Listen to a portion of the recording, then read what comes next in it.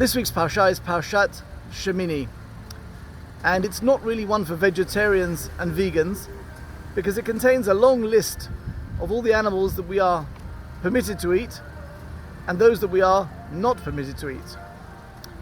In the phrase that we read, "Et zeh tochlu mikol asher b'mayim, kol asher lo snapir v'kaskeset."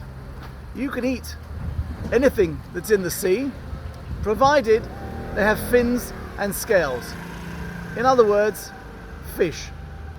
I would add my own personal guideline is that if you are offered anything that is still moving on the plate or requires surgical instruments to eat, I can assure you they're not on the list of the permitted foods.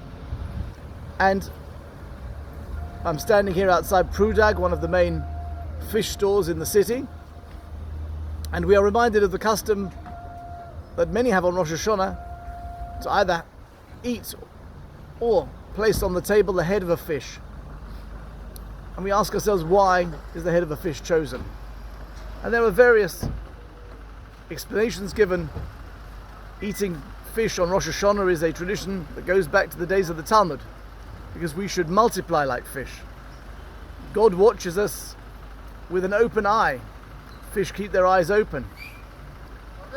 A fish is a sign of prosperity and parnasah in many Jewish legends. They swim together in large numbers.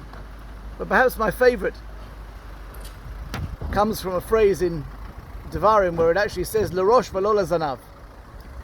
In Jewish tradition, we should aim to be the head and not the tail.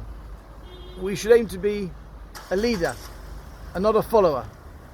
And our ability to lead and to help others is something to be valued, something to be cherished, so that if you do have the opportunity, you should strive to be the head and not the tail. Shabbat Shalom.